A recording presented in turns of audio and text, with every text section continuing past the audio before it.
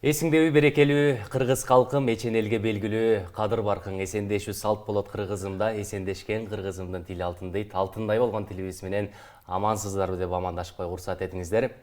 Таланты менен эл болот, талпынган элге тең болот, өнөрү менен эл болот, өнүккөн элге тең болот дейт. Кыргыз эли абалдан алмуздактан талант баккан, өнөрдү аздектеген, кайда жүрбөсүн колтугунан комузун түшүрбөй, ар бир той салтанат болобу, маарика болобу шаңына чыгарып келген улуу эл болуп эсептелинебиз. Мына ушул улуу элдин улуу талантын учугун куру кылбай, учурда дагы эл үчүн кызмат кылып, улуу өнөрдү көкүрөгүндө таптап багып эл үчүн кызмат кылып жүргөн инсандар арбын. Аларды биз мына ушул Назар Ньюс телеканалынын Эл назары программасынын алкагында мейман кылып студиябызга чакырып, алардын чыгармачылык бейнеси, чыгармачылыктагы жаңылыктары деги эле кыргыз үчүн кызмат кылып жаткан олуттуу омоктуу ойлору тууралуу ортого салып, ырларын угуп, деги эле чыгармачылыктагы жан дүйнөдөгү бир көңүл сергиткен ырларына кулак төшөйбүз. Андыктан биз менен бирге болууга жалпыңыздарды чакырабыз. Бүгүнкү куттуу студиябыздан орун алган конокторубуз бар, жакындан тааныштыралы. Өзгөндүн өзгөчө таланттуу кызы десек жаңылышпайбыз. Кыргыз үчүн кызмат кылып жүргөн агартуучу, ар тараптуу талант, Кыргыз Республикасынын эмгек сиңирген артисти Алтынай Нарбаева бүгүн биздин мейманыбыз. Саламатсызбы? Рахмат, аябай жакшы мактадыңар. Кубанычтамын. Мен дагы ушул бүгүнкү эң алгачкы эфириң менен чын жүрөгүмдөн куттуктайм. Анан мондай кыргыздын залкары Токтойбек менен чогуу келгениме дагы өтө бактылуумун. Ак жол тою эфир болсун. Айтканыңыз келсин. Чоң рахмат. Токтойбек агайыбызды дагы жакындан тааныштырып кетели. Теңир тоонун кулуну, ат башынын уулу, республикасынын эмгек сиңирген артисти, ырчы, агартуучу, көп кырдуу талант Токтойбек Асаналиев. Саламатсызбы? Саламатсыз. Студиябызга кош келипсиз. Чоң рахмат, бирге болсун, жакшылыктар. Кубанычтабыз. Биз сиздерди студиябызга чакырганыбыздын бирден бир себеби бар. Мына ушул кыргызымдын бир көзгө басар чоң таланттары буюрса, эри шаркак бир жакында чоң программада концерт берер алдында турасыздар. Ушул концерт тууралуу кеп учугун баштасак анда. Эми эжекем сүйлөсүн биринчи. Кыргыз Кызды сыйлаганда. Рахмат. Биз Кудайым буйрса деп туралы 2-3 апрелде Токтогул Сатылганов атындагы улуттук филармонияда Токтойго көз чогуу бир концерт берсек деп тилек кылып залды алып койгонбуз. Азыр кызуу даярдык жүрүп жатат. Кудайым буйрса, анан калганы сыр болуп турсун. Анан Токтойго көз канча мына 20 жылдан ашык чогуу иштейбиз. Мугалим болуп да чогуу иштейбиз. Кесибиз, анан өнөрдө дагы чогуу. Кыскасы Токтойго көздүн Токтойго кайка барып калса, мен да артынан барып калам. Анан көрөрмандарыбыз бир экен, угуучуларыбыз бир экен. Келе көз бир концерт берип көрөлү деп өзүбүздү сынап, анан 2-3 апрель Бишкекте болсо, калган ушул чоң шаарларды кыдырып, ушул апрель айында кыдырып чыксак деп элибизге өзүбүздүн жан дүйнөбүздөгү азыгыбызды тартуулап, баягы көзүм сенин кадалганда көзүңө, бактылуудан теңдеш таппайм өзүмө деп ар бир эл журт менен жолугуп келсек деп тилек кылып жатабыз. Эң сонун. Сиздердин угармандарыңыздар, көрөрмандарыңыздар, күйөрмандарыңыздар дагы бир болуш керек. Себеп дегенде экөөңүздөр тең ушундай кыргыз эли баалап, барктап ырларыңыздарды бир сүйүү менен, кубануу менен угушат. Анан эми концерттин өзгөчөлүгү тууралуу да кеп турсак, Токтойбек агай. Эми өзгөчөлүгү кандай десем? Экөөсүн бириккени сөзү эле өзгөчө да токтойбуз. Эми өзгөнүн өзгөчө да. Анан эми бул жерде чыгармачылыкка келгенде эжекем болсо ошол оркестр менен эстрада жаатында аккордеонду көтөрүп алып ушул элге кызмат кылып жүрөт. Бул жагы ачык айтканда жүлүндү сыздаткан, жүрөктү боздоткон, мындай карап туруп көзгө жаш алган ырларды ырдайт да. Өзү дагы ыйлап. Ырдабай эле жүрөгү ыйлап. Анан ошол акындын жазган ырын, обон үчүн чыгарган бир толгоонусун жүрөгү менен бир өткөрүп ырдайт да. Мен ошосун баалайм. Анан эжемдин айтканын баягы кабыл алып, мен дагы ошол көптөн бери 2-3 жылдын жүзү болуп кетти. Концерт өткөрүп элетмин. Анан бысымдаасын эжекем менен баштайын деп тилек кылып атабыз. Өзгөчөлүгү ушунда болот. Кыргыз негизи илгертен комузун ата-бабанын салтын сыйлап келген эмеспи? Анан кийин ушу Рыспай экелер аккордеонду өнүктүрүп өстүргөндөн кийин кыргыз элине комуз кандай жан дүйнөсүнө жакын тутулуп калса, аккордеон дагы ошондой кыргыздын бир жан дүйнөсүнө жакын болуп калды да. Ырысбайкени туурап канчалар дап жүрдү. Ырысбайкени туурап канчалык обончулар чыкты ошол акердин артынан. Бул дагы биздин бир өзүбүздүн немистер чыгарганы менен кыргыздар көп пайдаланган бир инструмент катары болуп калды. Кудай буюрса ушу эки инструментти кошуп, эжекем экөөбүз башыбызды кошуп, анан элге рахат тартуу да бул жерде. Бул жерде сен тияктан, мен бияктан деген жок. Бул жерде бүтүндүк, биримдик, ынтымак, анан эң негизгиси ушул келген залдагы көрөрмандардын бир жүрөгүн жылытып, эгүүсүн козгоп, жас келгенде жасы келгенин сездирип, чын эле келгенин сездиребиз да, Кудай буюрсачы. Анан 1-апрелде алалы десек, ал күндө эле бош экен, бирок калп эл келбей коебу деп ойлодум. Эл келбей коебу деп, калп айтып атабы депчи, анан 2-3 жыл жылдырып койдук чынында. Эң сонун. Сиздер айткандай, комуз бул денебиздеги кан тамырыбыз болсо, ал эми аккордеон анда айланган кан сыяктуу эле сезилип калды. Демек бир бүтүндөгү аспаптар, биздин улуттук аспаптар десек да жаңылышпайбыз. Ушул эки аспапты Эми кыргыз кыйын эмеспи? Бул менчиктештирүү жагынанчы. Бул эгемендик келгенден баштап сезип калдык да, бирок Союздун убагында биз ал Союзду көрүп калдык да. Менчиктештирүү эмне экенин анан билишпейбиз да, чын айтканда. басып алдык деген. Басып алдык. Ал аз келгенси менен немистердин аккордеондо менчиктешип алдык да. Айылда клубтардан бери басып алып, азыр клубтар жок, детсадтарды, мектептерди керек болсо басып алыш. Эми ал жагын кое тургула. Жаз келатканда сүйүү жөнүндө айттым. Жаз келатканда бир обон, ыргак жөнүндө, эргүү жөнүндө айтып туралык. Эми жамандай берсек жакшысын бирөө бербейт бизге эч качан. Анан өзүбүздүн элибизди өзүбүз жамандай берсек, ошол эле сиздин туугандарыңыз, менин бир туугандарым ошонун баары элечи. Басып алгандар. Басып алгандарчы. Башка жактан келип басып алган жок да, туурабы? Туура. Ошолорго буйрсун. Калганы элге буйрсун. Туурабы? Туура. Анан жаман десек жакшысын бирөө бизге бербейт да. Ошон үчүн жаман болсо да жакшы деп коюш керек да. Эң сонун. Эми келиңиздер, бүгүнкү эфирибизди бир жакшы ыр менен баштайлы. Алтын эжебиз баштап береби? Ооба, сөз анткени жок, биз приватташтырып алган инструменттерден баштайлычы. Кандай экен? Басып алган дейсиз. Басып алган, алган. тештип алган инструменттерден баштайлычы. Аккордеонду немистер чыгарганы менен кыргыздарчалык обон чыгара алган жок. Кыргыздарчалык классикалык ырларды, чыгармаларды жарата алган жок. Демек бул биз үчүн жаралган аспаптай. Ооба, биз немистерди иштетип койгон сыяктуубуз да. Мен айтар элем, мисалы баяндын үнү аябай тунук болуп, орус калкына ылайыкташкан да үнү.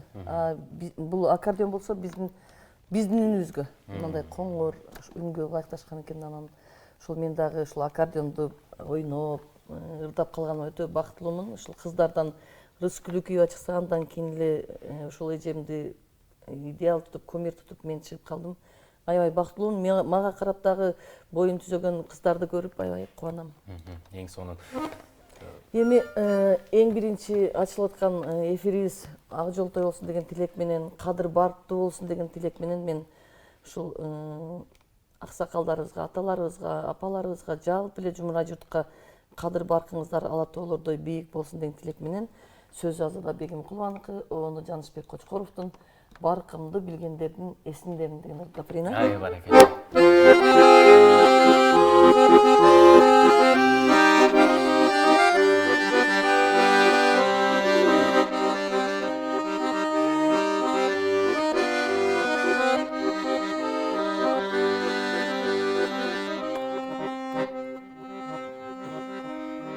Толкунуп толкундап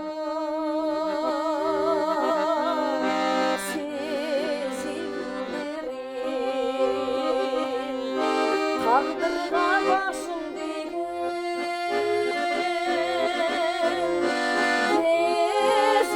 менен талайсыз махабаттан өксүбөгөн тагдыр билгендердин турмушун билгендердин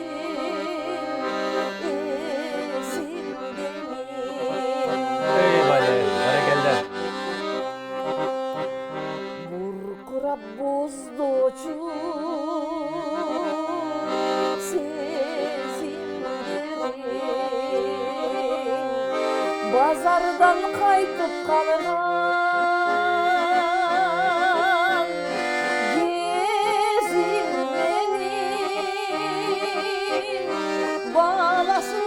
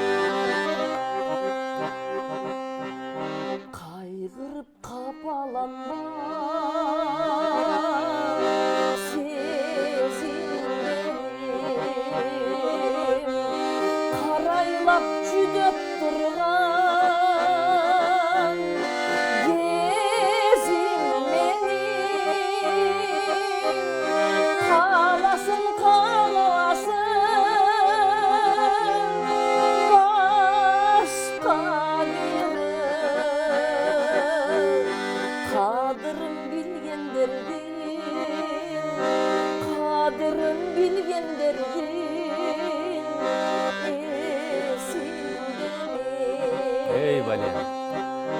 Zırkırap sızlavacı sezimlerim Sınava düşür ancak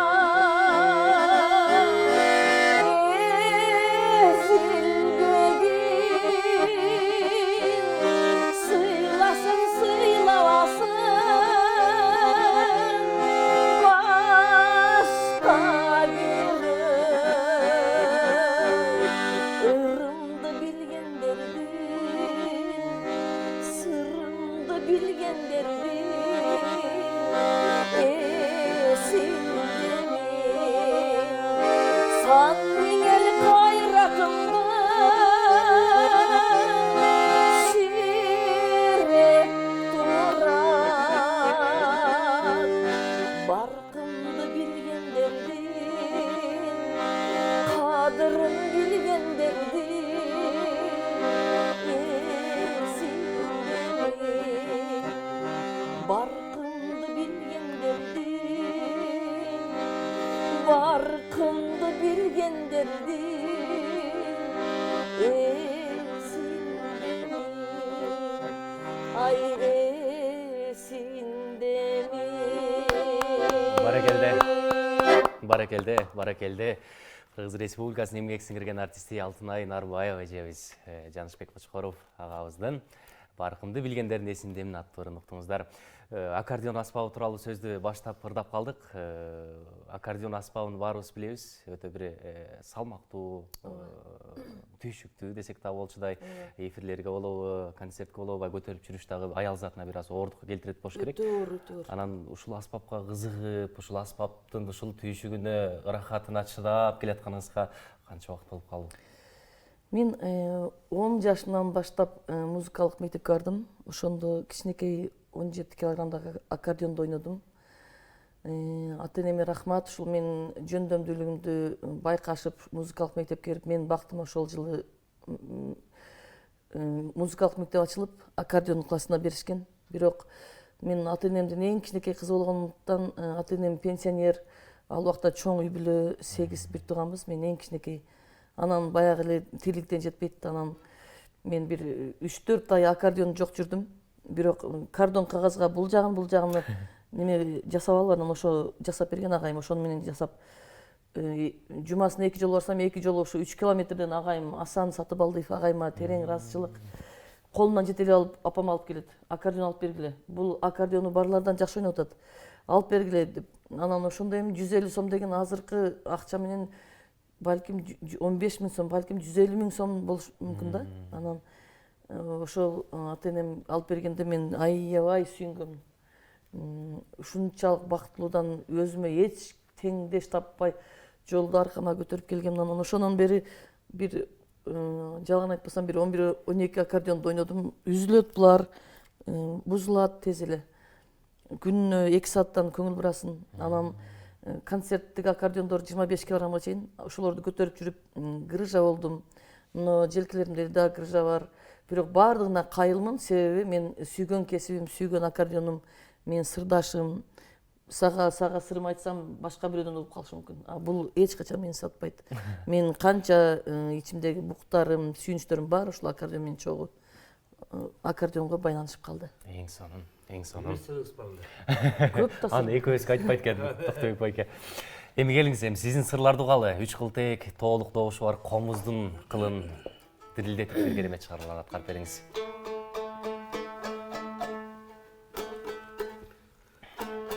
Сырлардайбыз. Эй, Вали.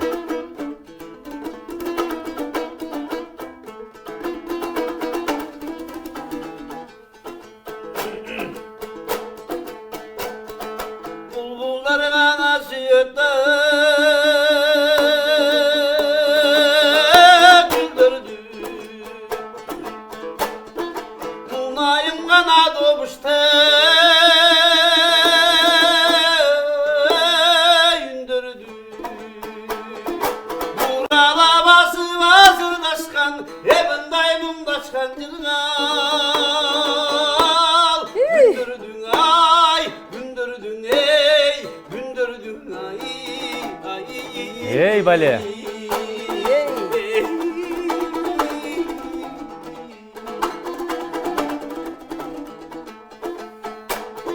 Oynup bir ana gülgünde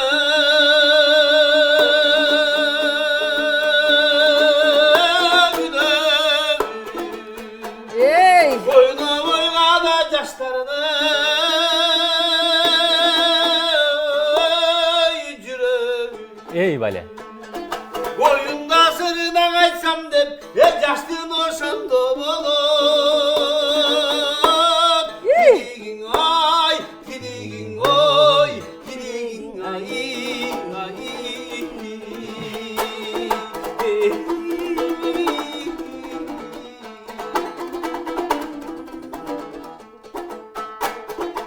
Ayranın ana gininde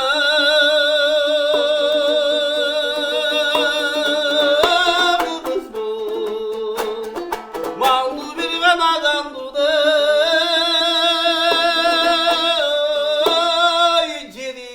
Ey!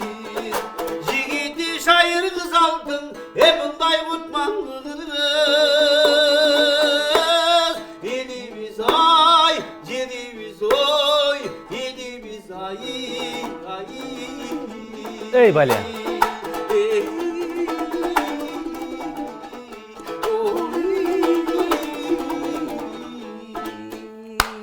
Barakelde. Кыргыз Республикасынын эмгек сиңирген артисти Токтобек Асаналиев сонун чыгарма болду. Кылымдын козго баржылын кубулжуп чыккан кайрыгың куралып бүткөн жери окшойт. Кубаныч менен кайгынын дейт. Кубаныч менен кайгынын куралып бүткөн жери бул биздин үч кыл тейик колубуз болуп эсептелинет. Бул улуу өнөр баягы аккан артынан сагат дейт Токтобек агай. Сиздин ата энеңизден, жети атаңыздан өткөн улуу өнөр болсо керек. Анан азыркы учурда дагы шакирттерди тарбиялап, өзүңүздүн билгениңизди үйрөтүп, баягы устаттык кылып да келе жатасыз. Калым Алыбасанов атындагы Кыргыз улуттук консерваторияда эмгектенесиз. Агартуучулук менен бул жакта кандай эмгектер жүрүүдө, жакында эле шакиртиңиз менен чыккан бир дуэттерди уктук. Сонун чыгарма.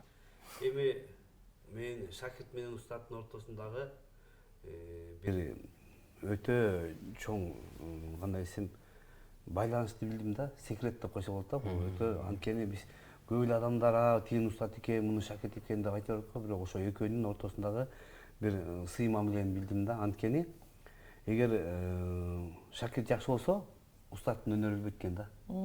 Анткени бизде жана ашкемдер, эстекемдер, тукандар айтып отурса, ошо улуу кишилердин баардын аттарын айтып, кантип жандарында жүргөндөрүн айтып, кандай чыгармаларды аткарганын, алар кантип үйрөнгөндөрүн айтып отуруп, кайра ошо элге айтып берип, ырдап берип отурса, бул ошол илгерки калктын өлбөгөнү, Осмонкул менен Ысмайылдын өлбөгөнү, Саркуналдын өлбөгөнү да азайт да, улуу кишилердин. Анан эми шакиртиң жакшы болсо, сенин сыймың болот экен. Эгер устат жакшы болсо, шакиртинен да бир немен баягы сыгып алганга айткан нерсени аткартып, баягы орусча айтканда требование дейт го, ошондой күчтүү болуш керек, талап катуураак болуш керек да. Анан эми жакшы консерваторияда иштеп жүрүп атат.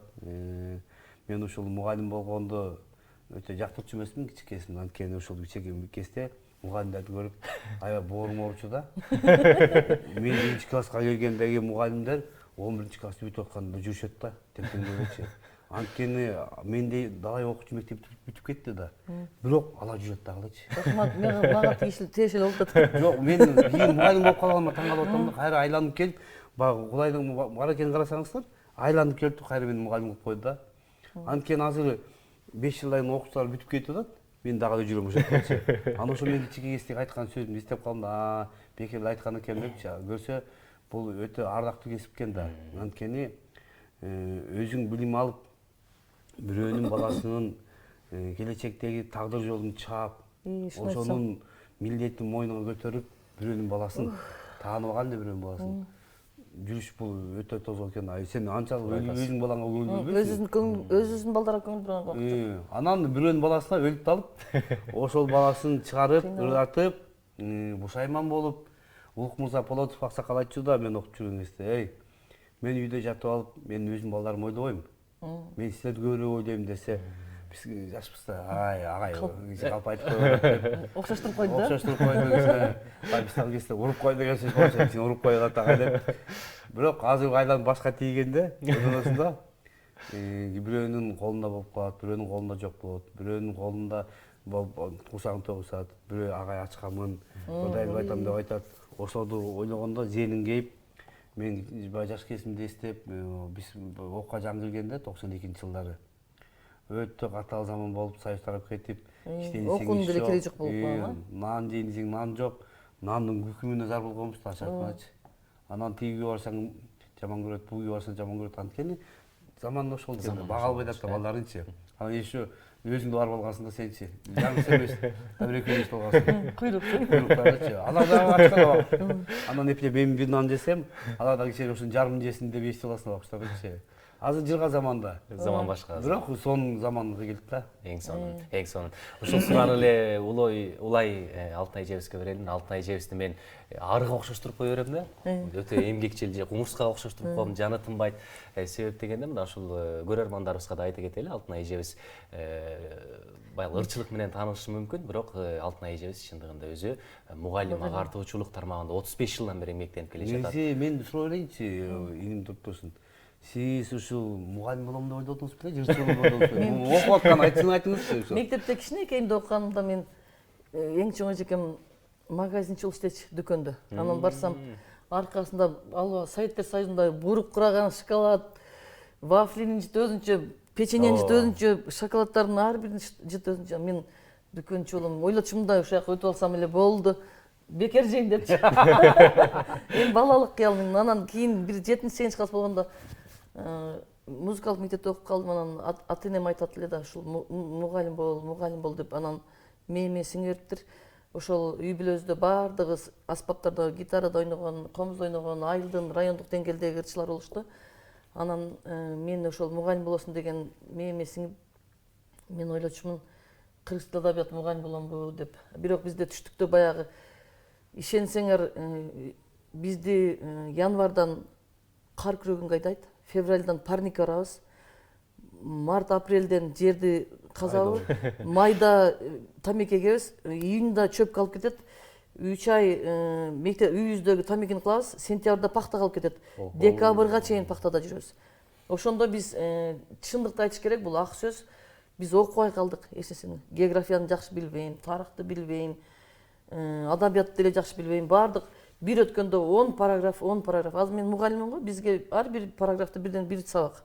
А биздин убакта ошо 10 параграфты бир өтүп, анан географиядан берген эжекебиз тарбия завуч, тарыхтан бергенибиз класс жетекчи, орус тилинен бергенибиз правком, ошону менен киргенде эле тарбиялык саат менен, анан ошол географияларды деле билип. Анан бирок мен кийин ушул жакшы музыкалык мектепте окуп калып, ушул музыка жаатында кетип калдым, ушул линия менен, багыт менен. Анан бир мектепке жумушка кирип калсам, география мугалим жок экен, биология жок экен, тарых жок экен.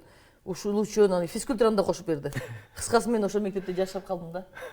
Тарыхты үйдөн окуйм, ошондо билдим мен география, тарых жөнүндө эми өтө терең билбесем дагы ошо окуганымды окуучуларга түшүндүрүп өттүм. Ошондо айттым, ушуну биз мектептен ушундай ар бир теманы өтсөк кандай жакшы болот эле деп. Ошон үчүн мен азыр мугалим болуп сен айткансың, таланттууларды окутутам деп. А мен мектепте айтып калам, өкмөттүн балдары деп.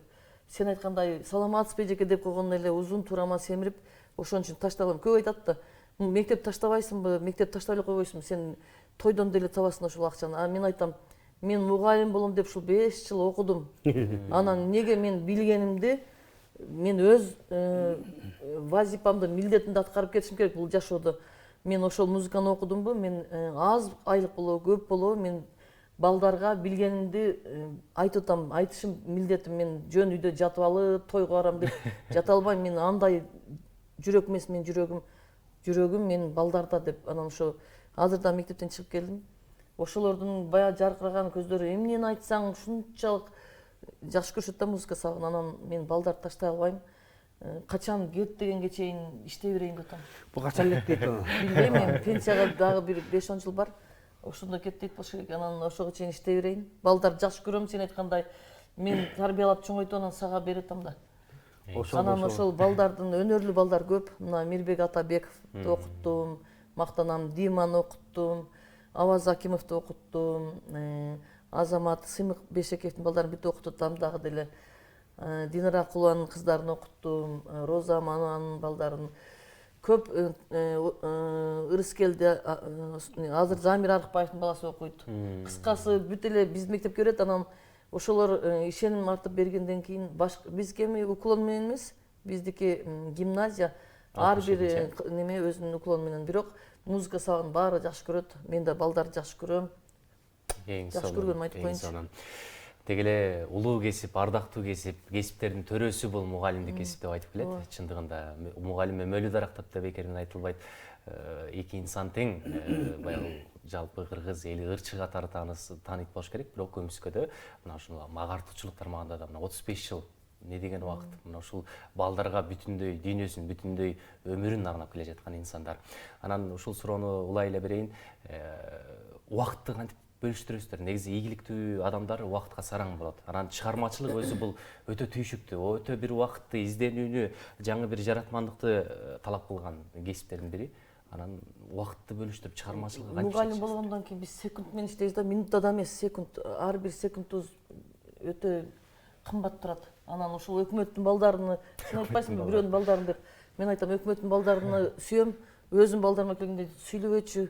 Өзүңнүн балдарыңа келгенде менин жетпей калат. Кечээ чарчап келесиз. Өчүр, телевизордо өчүр, музыканы койбо, сүйлөбө, суроо бербе деп үйгө барганда жатып калабыз. Анан бирок шүгүр эми баягы мугалим деген сөзсүз эле айтып эмес, өзүң отуруп туруп эле тарбиялайсың да. Баягы багбан мисалы эгинин айдаса болбой калса аны кайрадан эксе болот. Адамдын өсүп келе жаткандагы эң алгачкы немесин буза албайын деп ушунчалык жакшы жагын көрсөтүп, жакшы нерселерди айтып балдарды. Ошон үчүн инсандын калыптануусуна, инсандын өсүп чоңоюусуна биздин мугалимдердин салымы чоң. Өтө мындай жооптуу иш да, билинбеген менен. Бирок маянабыз аз болсо дагы биз кесибибизди сүйгөн үчүн иштей берет экенбиз. Мен го эми музыка сабагына баягы начальник алар чоң айтпай алдык го. Тетрадь текшергенди айт, дневник текшергенди айт, баягы немелер. Биттеп кете турган иштер дейм да. Мына канча иш турат, ошонун баарын бүтүргөн мугалимдер. Мугалимдерге миң таазим. Баракелде. Анткени бул андан жогорулаганда бузга барышат да. Анан биякта аякта башкача тартип кичине. Анткени өздөрүн карап калышат, өздөрүнүн чачабашын тарап калышат балачка. Ай уй дегенде жаман жакшыны билип калат бала деген. Анан негизи түмөндүү түйшүктү жаратат бул музыканын арасычы. Шейтканы ошол бирөө баласын ошо жакшы бала болсун деп үйдөн берет. Бирөө болсо ушундай бир корифей чыгып кетсин дейт. Анан баланын баягы Кудай Тааладан жаратылыштан берген көкүрөгүндө данеги болот да. Ошону өстүрүп, ошону суу сээп, эжекем айткандай ошого жакшы сөз айтсаң да жан кетет да. Мисалы ошол баланы жамандай берсең, жакшысын бирөө бербейт эч качан. Туура. Жамандай берсең жаман боло берет, мен жаман турбайм депчи. Мисалы еврейлер балдарын тарбиялаганда, жана келесі чалышында балдарын Гоги, ты молодец, ты умник, ты умница деп кыздардын ушинтип эле мынтип чекесинен сылап эле, көрсө мен акылдуу турбаймынбы? Көрсө мен мындай турбаймынбы деп атып, ошолордун мээси жеткилет экен да. Бул эми практикада. Анан эми убакыт өтөт ачык айтканда, биз деле убактылуу келгенбиз бул дүйнөгө. Түркүп болгон эч ким жок. Далай деген залкар кеткен дүйнөдөн. Далай өтөт. Могу саналуу киши жашайт дүйнөдөчү. Дагы сансыз киши келет да. Ошол убакытты туура пайдаланыш үчүн бул жерде ар нерсенин мисалы күндүзгү кыла турган жумуштар бар. Уйку табылат. Өзүнүн ченеми менен. Бүт бардыгын эжем де билет, бардыгы ошо чыгармачыл адамдар билет. Бүт расписание менен да. Жана балдар бир жарым саат карап дегендей эле, бизге өзү расписание менен эртең менен баланчада туруш керек. Балдар сабакка жеткенче кандай тияк бияк кийиндим да. Анан кечинде саат 6:30 кийин башка список чыгып калат да. Жашыл списоктор чыгып калат да. Күнгө чейинчи. Анан анда Кудай буйрса деп биринчисин, Кудай буйрса ким жакшы төлөйт болду экен деп списокто карап, баягы төлөбөгөндүкүн аркы төлөбөгөндөрдүн аркан жылдырып, биринчи акча төлөй турган жакка бара калып, аякты бүтүрө калып, беттен нөө акчасын алып алып, анан келип баягы алымча кошумчаларды толуктап, арт жагында бүтүрөбүз да. Анан ошентип түнкү 12-1 болот. Анан келесиң, эптеп жылуу чай ичип, эчким айткандай бүт Бир-эки баарын саат. өчүртүп, көз башың тумандап атып анан аркачын ойлоп атып. Сатып алып кайра жөнөйсүң. Жакшы ошондой да. Эң сонун. Эмгек мунун баары өзүнүн үзүрүн берет буюрса. Эң башкысы баягы эки аяк жүгүрүп турса баары болот дейт го. Ден соолуңуздар чың болсун. Ырыс чачкан жарык күндүн доорунда сиздин багыт билим берүү жолунда балдарым деп мектебине жүгүргөн билим туусу мугалимдин колунда дейт. Билимдин туусу сиздердин колдо. Аман болуңуздар. Эми келиңиздер мына ушул жакшы сөзүбүздө жакшынакай бир чыгарма менен коштойлу. Сүйлөтсөң биз сүйлөп отура беребиз. Биз 45 мүнөт, мен 45 мүнөт сүйлөшүм мүмкүн. Токтойбек 90 мүнөттө. Студенттерге. Мен тиги чын айтканда ошо ырдын тарыхын айтып, ырыстардын тарыхын айтып, анан ар бир студентке көзүн сайып көрсөтөм да, сен кимдин ырын ырдап атасың? Авторлору ким? Сөзүн айт. Обону. Обону кимдики? Кимдер аткарган, жакшы аткарган. Анан сен үчүн ырдап атасың? Ошол суроого жооп берип туруп ырдадым да. Тим эле айтам, эгер көбү мисалы текст кимдики экенин билбейт. Обону кимдики экенин билбейт. Аны мисалы өзү жакшы көрүп ырдайт. Мурун кимдер ырдаган, кайсылар популярдуу болгондурлар, ошолорду билип коюш керек да. Туура. Бул өзүнө эле керек. Бир жерде уят болуп калбаш керек да. Анан уят болуп калса айтат да, кимден окудуң депчи. Бала чагам десе айтат да, бак Ошону үйрөткөн жок да. адабий эптөөлө бак ушул тойдо жүргөн экен дейт да. Неме сенин студенттериңмен да көп жолугуп калам. Молодец. Неме мага Токтойбектин эмеси жагат. Токтойбек элдик ырларды ийгине жеткирип аткарат да. Үнү дагы өзгөчө. Анан Токтойбек экөөбүз баягы шайлоолордо да чогуу жүрүп калабыз. Анан мен мисалы эми тагдырда, турмушта казанай кагышат да ошолорду айтып, кээде жамгыр төктүрө берсең, мунуку да кошо төгүлөт да. Анан мен айтам, мындай кандай десем, нормадагы адам ыйлай да билет, сүйүнө да билет деп ойлойм да. Анан мерестер, жүрөгү эми адамдын жаманы жок. Биздин мүнөзүбүз гана өзгөчөлөнөбүз да. Жүрөгү мындай неме катуураак, мүнөзү катаалыраак адамдар керек болсо көз жаш чыгармак турмак мындай сени түшүнүп деле койбойт да. Токтойбек экөөбүздүн жан дүйнөбүз бир данан.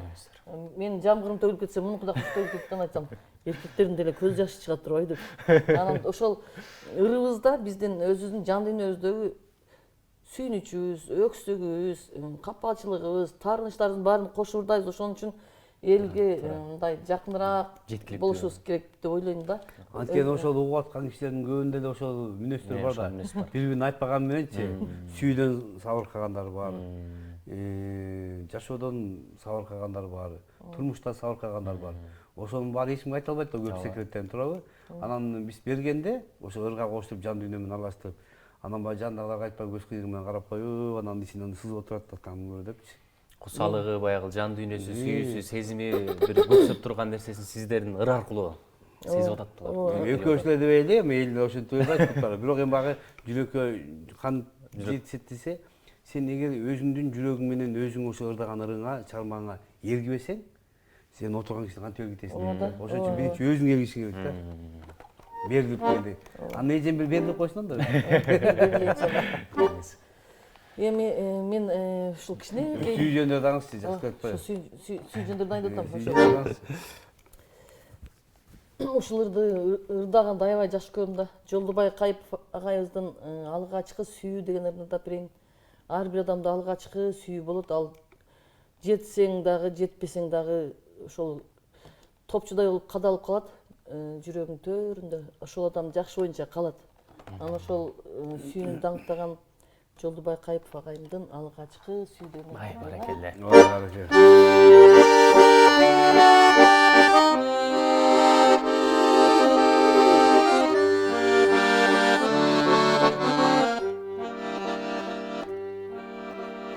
Андан бери жылдар алмашты, кара чачты бубак кар басты. Сүрсө дагы мезгил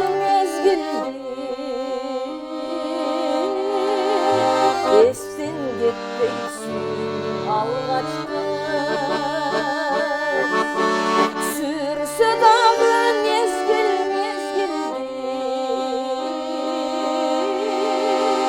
эстен кетпей сүйүү алгачкы.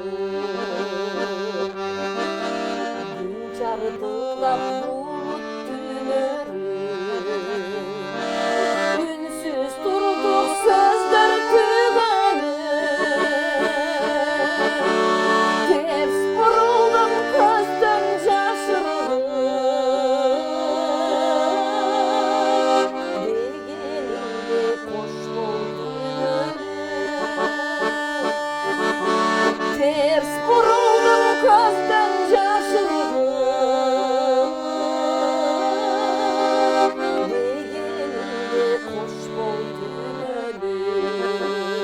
Ey bale, barakalla.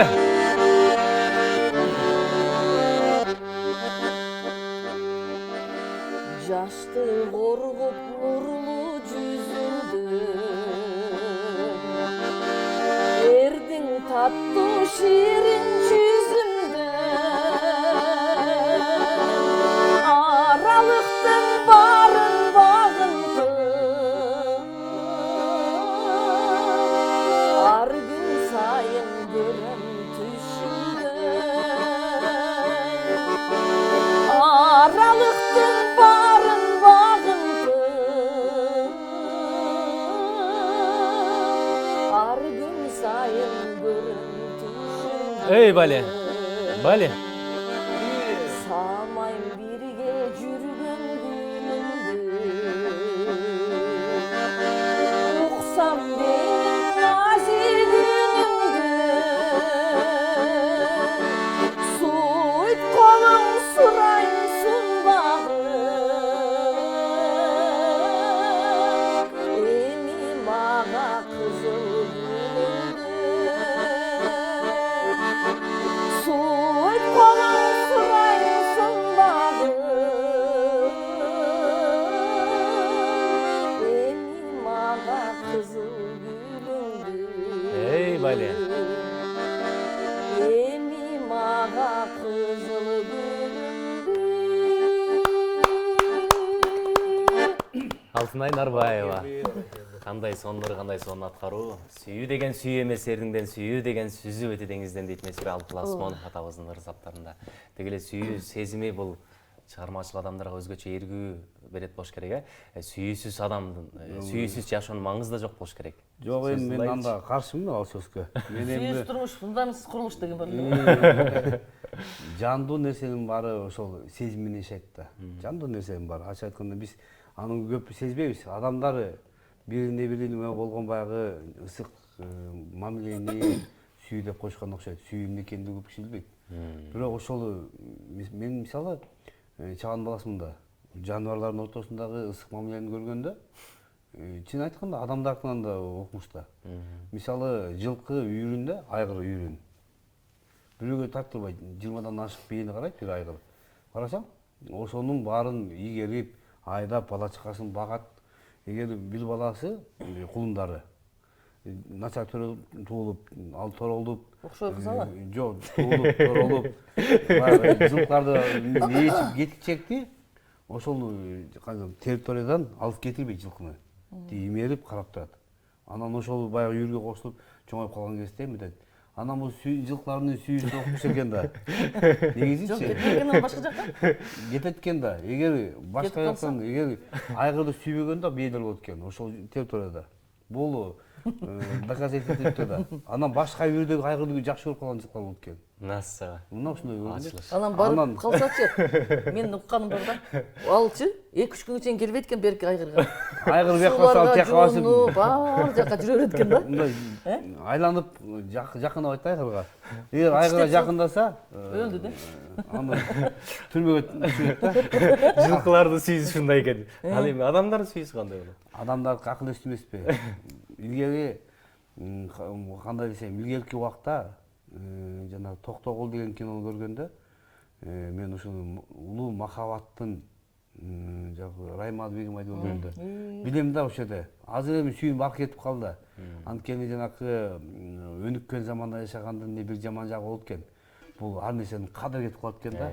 Азыр эле жакшы айтайлы дегенде, о жакшы айтчы. Жок, жакшы айтайын десем, билеттерди карасаңар, кичинекей бир жүз арчы алса, ошонун бетине сайма сайып өз колу менен берип койсо, ошонун колун ачыбай, бетин ачыбай, көзүнө сүртүп, өмүр бою ушу жүрөгүндө калып жүргөн да. Таң калыштуу. Азыр эмне айылайын, таң калыштуу. Азыр СМС жазат болбосо башка следующий деп, 5-6 ой турат да запаста. Өткөндө баа кеп атканда запасын айрылдырам дегенде. Башкача. Анан эми улуу адамдардын улуу махабаты даңаза болуп, өмүр бою ырда айтылып, кинода айтылып, оостон айтылып калпайбы? Бул биздин ата бабанын улуулугу. Биз ошол эки адамдын ортосунда болгон махабаттын улуулугу. Ошол сүйөм деп бири-бирине айта албай ошол сөздү, ыра көрбөй, бусуп аламбы деп. Балким ошону бир катуу айтып аламынбы же жумшак айтып аламынбы деп ошол бир жакшы көргөн адамына көз караштан гана мамиле болгондо, жылуу мамиле болгондо эки адам, ошол эки адам көз караштан түшүнгөн бири бири кандай махабат бар экенин. Азыр айтып деп атсаң да түшүнбөйт да сөздүчү. Көрдүңөрбү кандай заман техника өнүккөндө адамдын аң сезими артка кете баштайт экен да. Анткени эске калбайт экенсиз. Киз жууган киши жок айланайын, диш ак жууган киши жок. Туурабы? Жеңилдеп баштады. Бүт баары жеңил. Жеңилдеп. Баягы кулулар айткандай баягы төрөгөндү үйрөнүп алсак аял албай эле болот экен.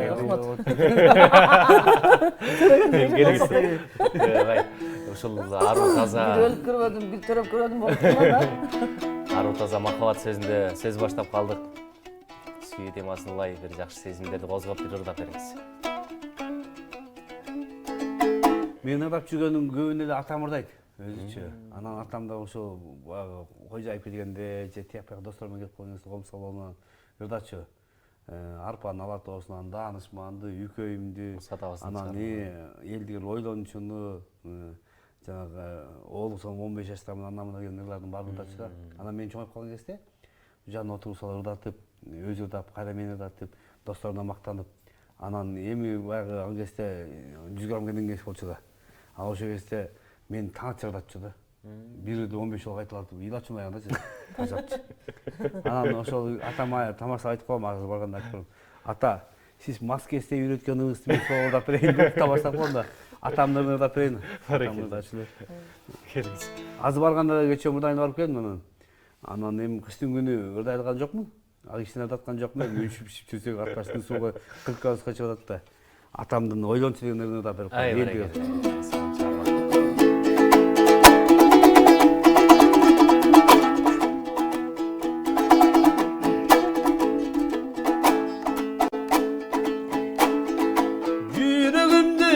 Kalaysın canımday, yürü albayımın günde seni sağınmay. Bir seni tekminde yürügen elesin, bildirigi ısıp gönlün tağınday. Ey bale!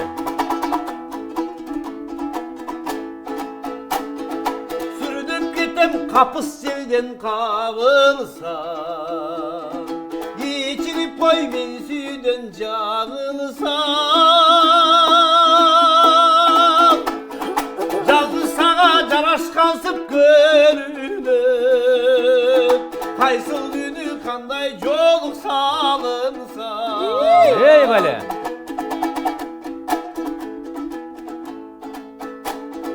Kıynabaçı yürüktüğü caraday, kırbaçı koyçu beni karavay. Civilip koy cigilip pigilip eçim, kusam oldum sağınganım taravay. Gün yok söz yok tam sarasın turasın.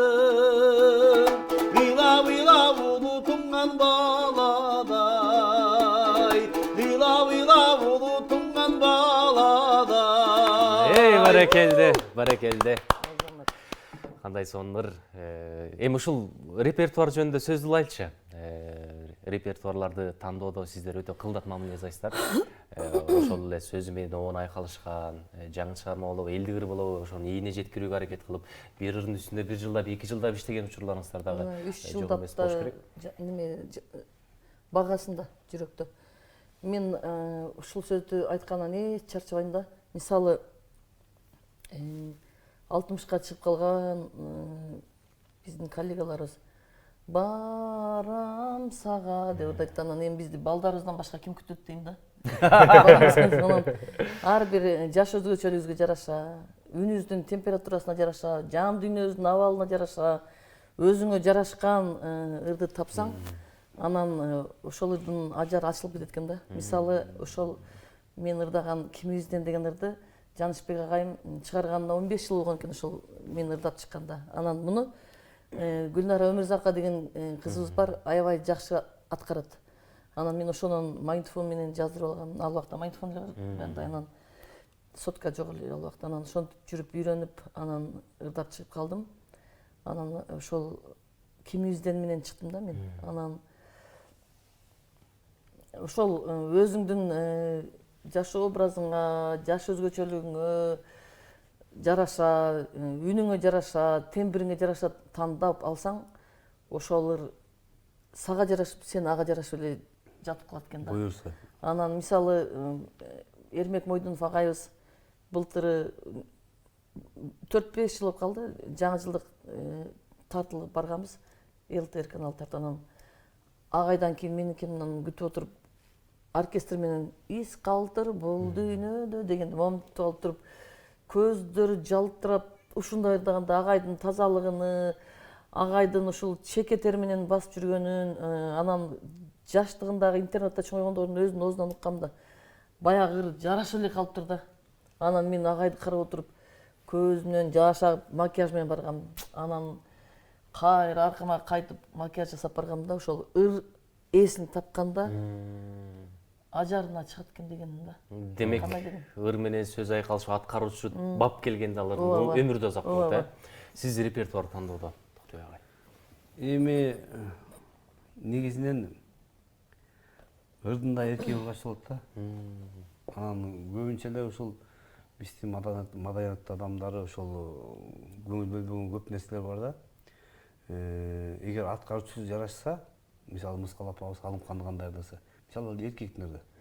Эркектерге ылайыктуу сөздөрүн окуп үмүт берсеңчи, бирок ошол Мыскал апабыздын көп эркекке караганда алдагайда кыйын аткарган. Ошондон ал ошо кыздарга ылайыктуу болуп калган да. Элдер ошондой. Мисалы азыр мен алымкан ырдасам, элдер мени башкача ойлоп калышат да. Аткаруучунун чеберчилиги, аткаруучунун күчтүүлүгү, сиз айткандай ошо ыр өзүнө бап келип, ошо өзүнө эсин таап алганда, карасаң эркектин ыры. Анан эми андай ырлар көбү кездешет да, анан мен дагы ошо эжем айткандай жүрөктө жашап жүргөн көп ырлар бар. Ичинен ушу жүрөктө, аң сезимде, өзүңдүн денеңде ошо ыр кан айлагы менен жашап жүрө бер, бышып жетип кеткенде бир күн убактачы.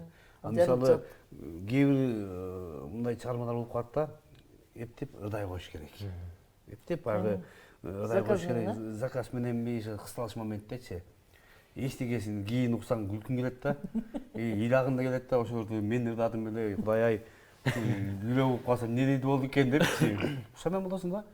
Ал эми менин жан дүйнөмдө жашап жүргөн жанагы Үкөйүм, Даанышман, Жароокер деген ырлар, Сагынам, Мусакеңден, Кыздарай, ошолорду мен кенедейден мектепти бүтүп келгенден бери кулагыма сиңип, кулагыма айтылып, ырдалып, анан эл келген ырлар да. Адашпайсың да, жазылып калат. Сөзүндө да мындай жаттап алыптырмын, карапчы китепти. Ошо өзү жат болгон ырлар. Угуп жүрүп, жатып болуп калган, Анан ошол бышат экен да. Жүрөктө жүрүп, айланып жүрүп. Мисалы, мен деле ушул чыгармачылыкка аралашканыма көп жыл болуп калыптыр да, көп карабаш туруптур. 92-жылдан бери. Эми ушул чыгармачы чөйрөгө окугандан баштачы. Ошондон бери угуп жүрсөң, ал сен энең, атаң сыяктуу болуп калат экен да. Туура. Чын айтканда. Анан баягы мына убагалуу ырдаган ырлардын кээ кездерде баягы удачный болуп кетип берсе, кээ кездери ошол жерде калып калат да. Бир эле жолу ырдайсың, ошол боюнча калат. Өмүр кыска болуп калат да.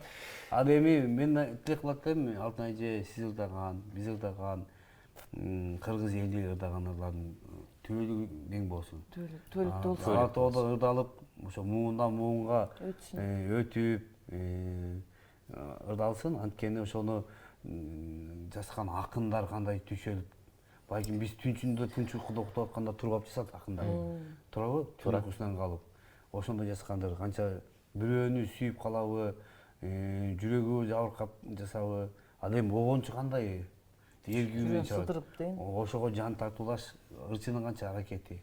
Ошонун мээнеттери кошулуп келип, биз ырдаган ырлар кыргыз элинде түбөлүктүү ырдалсын деген бир ниет да. Баягы өмүргө бирге элебиз да. Анан ошонун арасынан Бүйөрман табасыңбы, таппайсыңбы, көз өткөндөн кийин ал ырлар ырдалабы, ырдалбайбы, көп суроо бар. Ошого жооп издейсиң да. Чыгармачылыкта жооп издейсиң. Маселе ушунда. ушунча жылдан бери чыгармачылыкта келе жатасыздар. Анан баягы эргүү келет го адамда. Акындардай, обончулардай эргүү келген учурлар болобу? Обон жаратсам, же бир текст жаза калган, же буга чейин чыккан ырларыңыздар барбы обончулук жаатында? Эми менде мисалы обон чыгарганга эч мындай неме келген жок. Айтышат да, баары келет, силер инструмент ойнойсуңар келет деп. Анан кайсы убакта келет экенде, кээде түшүмө келет десе, түшүмө келсе угуп жүргөн эле мелодиялар келет да. А бирок мен мындай өзүм кичине жазмакер немем бар. Анан ыр жаттаган деле эргүү. Мисалы бир ырды алып аласың, ошол ыр кээде төшөккө канча чарчап экиде келесиң жатканда ошол келет. Анан ойгоносуң. Турасын дагы ошонун текстин алып алып, ошол менен жашайсың. 1-2 саат жашап. Бул аткаруу чеберчилик деле ошол кем калышпайт дегим келет да. Ушул обон жараткан акындар менен кошо эле ошолордун эмгегин дагы жакшылап чыгарсам деп өзүбүздүн кичине жан дүйнөбүздөгү азап тозокторубузду кошуп, анан алып чыгабыз да. Бир ырдын тарыхында. Мен кеңесте мындай эметип коем да.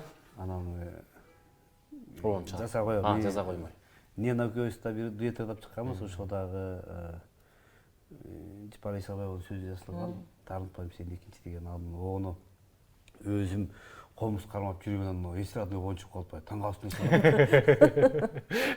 мен таң калганымчы, мен андай болот деп ойдогон эмесмин да.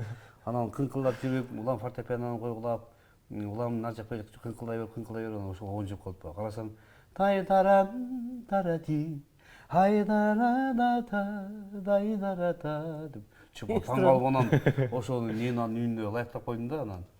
Анан фольклор жаатында бир ырым бар, ошону үч куплет деп коет. Үч куплет кандай? Айт дегенде бир куплет, үчтөн да, үчтөн куплет, бир куплет болот. Кыска эле. Келиңиз. Келинчегим мен чыгаргам, сүйүүдөн кыйын экен да.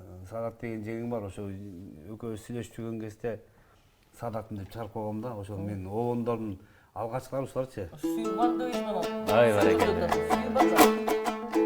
Жок, биз эми улуу аксакалдардын сүйүүсүнөн жете албайбыз го кишилердин сүйүүсүнөн. Анан ошол сүйгөнүмдө бир ырда калсын деп ырдап койгом.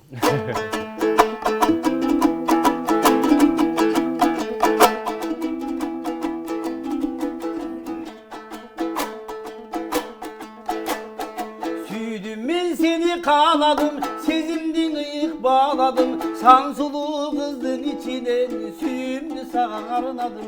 Suy kayganı sulu maralday, süygölüm sensin Saadatım. Ey Bali.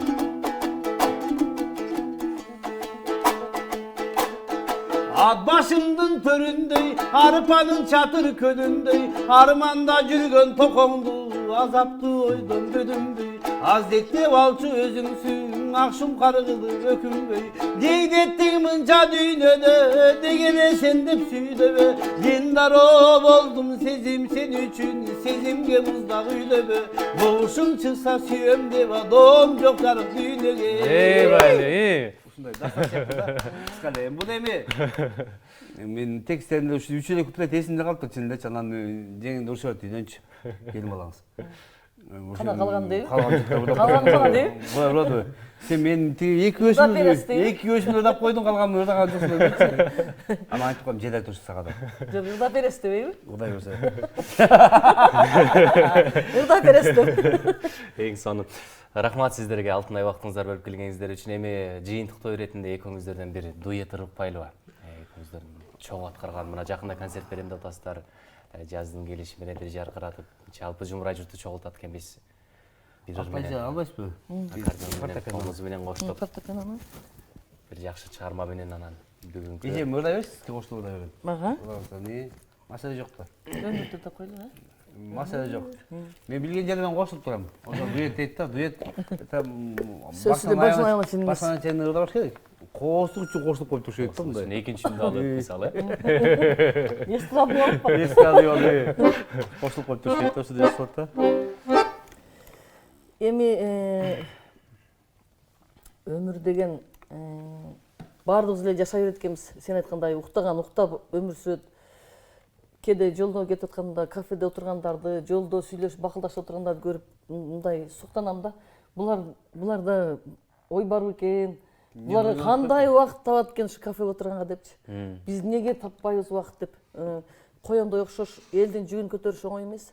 Ошол күндүзү мектепте, оркестрде, кечинде тойдо 3-4 саат түн эле үйүбүзгө барабыз, кайра кайтабыз. Анан шүгүр бунун баардыгы анан ошол жолдо сүйлөшүп отургандарды көрүп суктанасың да, булар да деле мындай кандай убакыт табат экен отурганга депчи. Менде бир ой бар да.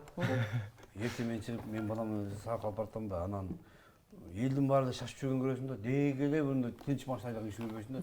Нары бери сигнал беришип, ызы-чуу нары бери. Кудай, ушу элдин баары шашып оокат бүтүрүп жүрөт, бирок эмне үчүн мамлекет өнүп кетти дейсиң да. Ушунун баардыгы бүтүрүп атат да, жумуштар бүтүрүп атат да. Туура. Эртең кечке чейин тим эле тызылдашып, түн ичинде дагы. Бирок эмне үчүн мамлекет кылбайт дейсиң да ордочу. Анан ошол уктагандар деле өмүр сүрүп атат, жолдо кафеде отуруп деле өмүр өтүп атат.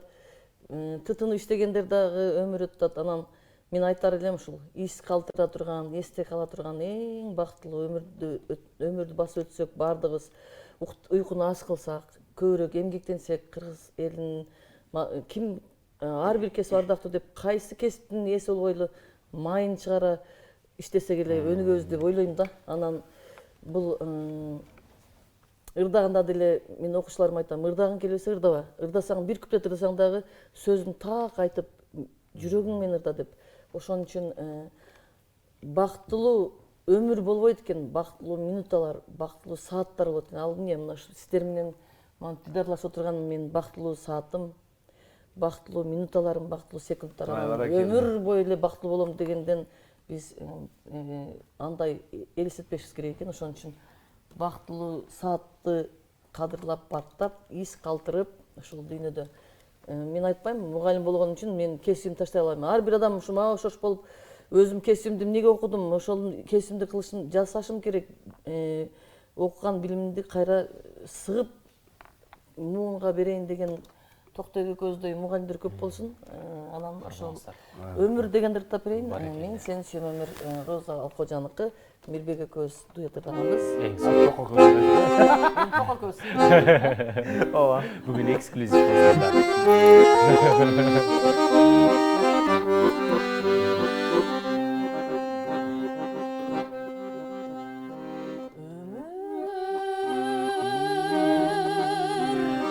Багытын таппай издеп, күйүп жансам да,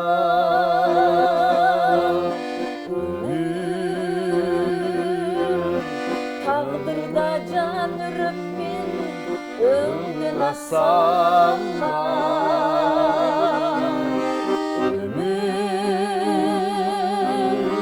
бакытты азап жандан түйшүп тартсам да, Мен сени сүйөм өмүр, мен сени сүйөм өмүр. Алдымдан азгырып чакыргай, алдымда жаштыктын жасылдай, ансен да сыйлоого кым барай, мен сени сүйөм өмүр, мен сени сүйөм өмүр, мен seni suyum ömür, ben seni suyum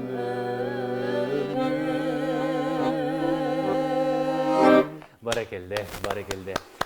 Ök дегендин бир кайтып келелик. Өкүм ушул аппак таза мээнеттин өрүп гүлдөп турганы, керемет, өмүр гүлдөп турганына не жетсин дейт. Өмүр өксүбөсүн, өмүрүңүздөр ар дайым өрүктөй гүлдөп турсун. Рахмат. Аман болуңуздар, алтындай убактыңыздар бөлүп келгениңиздер үчүн сиздерге чоң рахмат айтабыз. Сөзүбүздүн, эфирибиздин жыйынтыгында жалпы кыргыз элине болгон бир жакшы тилеңиздер менен катар жазында бере турган бир жаркыган, ажайып бир чоң концертиңиздерге чакырып өтсөңүздөр да болот. Эми мен апрель айында 2-3-үндө Токтойгө көздүн концертибиз болсо, ага чейин 6-7 мартта энелердин улуу аял затынын назик айымдарыбыздын, кыздарыбыздын майрамына карата Гүзел Грант деген бир чоң жаңы ресторан ачылган, рабочий городок. Гагарин көчөсүндө. Гагарин көчөсүндө. Ошол жерге 2 күн концерт берип жатам. Чай концерт деп коет экен, ошол жерде тамак аш менен келиңиздер, эс алып кетиңиздер. Анан 8 март күнү өзүм төркүнүмө өзгөндө Асан Грант деген ресторанга да чай концерт уюштуруп коюштур. Бул да болсо ошол мени чакырган төркүндөрүмө терең ыраазычылыгымды айтам. Төркүн көтөрүп чапканда, төркүн көтөрүп алганда, төркүн дейт, ошол төркүндөрүм концерт уюштуруштур. Мен баары бир дагы даярмын. Келиңиздер, Гүзел Грантка 6-7-синде келиңиздер, Асанбайга 8-де келиңиздер, 8-де дагы Ошто да концерттерибиз бар. Анан 2-3 апрелде биз Токтогул экөөбүздүн концертибизине келиңиздер. Бир Филармонияда өтө эксклюзивдүү концерт болот. Анын баарын айтпай турабыз азыр. Сиздерге сыр болсун. Ай барекелде. баарыңыздарды күтөбүз. Анда концерттерден Кудай буюрса Алтынай эженин жакшылыктары кут болсун. Жардам беребиз. Нарынга концертке чакырайын десем, аяктагы суук, тоңкурастан. Ошон үчүн жаз келгенде аяктап уюштурабыз Кудай буюрса. Жок, азыр мен концерт уюштурганым ошол Токтогул экөөбүздүн концертибизге көп расход болуп, ошого мен неме Ооба, бияка жардам беребиз. Чоң иштейбиз. Каржы жагын Алтынай эже көтөрүп аткан турбайбы анда? Жок, экөөбүз чогуу, Эжекемдики. экөөбүз чогуу. Эң сонун. Дайынбыз. Сиздерге Кудай ден соолук берсин, аманчылык болсун. Мына ушул ыр дүйнөсүндө алып урушуп келе жатасыздар. Өмүрүңүздөрдү, жан дүйнөңүздөрдү, ден соолугуңуздарды, убактыңыздардын баарын ушул чыгармачылыкка, мугалимдик кесипке арнап келатасыздар. Ушул ак эмгегиңиздерден үзүр таап, баар табыңыздар, үй бүлөңүздөр, бала чагаңыздар менен аман болуңуздар. Ар дайым ушул аманчылыкта ырдын үстүндө, дасторкондун үстүндө бир жакшы эфирлерде жүз көрүшүп жүрөлү. Чоң Сиздерге рахмат. ийгилик каалайбыз. Силерге да рахмат. Алтын көпүрө болуп, мына эң биринчи эфириң ийгиликтүү болсун. Бизге ушу журт менен жолугуштуранга Евроньюз каналы ак жылдай болсун. Бар болуңуздар, келечегиңиз кең болсун. Рахмат, айтаңыздар келсин. Кыргыз эли ит агытып кош салат, манас айтат, комуз чертет, шаттанат. Куу чөп менен оозун сүртүп мактанбай, бир мактанса өнөр менен мактанат дейт. Кыргыз эли өнөр менен, талант менен мактанып, барк алып келген эл. Элибиз аман болсун, эл ичинде ушул өнөр баккан чыгармачыл инсандар аман болсун. Бүгүн Назар Ньюс каналында Эл Назары программасында Кыргыз Республикасынын эмгек сиңирген артисттери Токтобек Асаналиев жана Алтынай Нарбаева болду. Эфирди мен Улукман Атабеков алып бардым. Кайрадан эфир аркылуу жолугушканга чейин аман туруңуздар.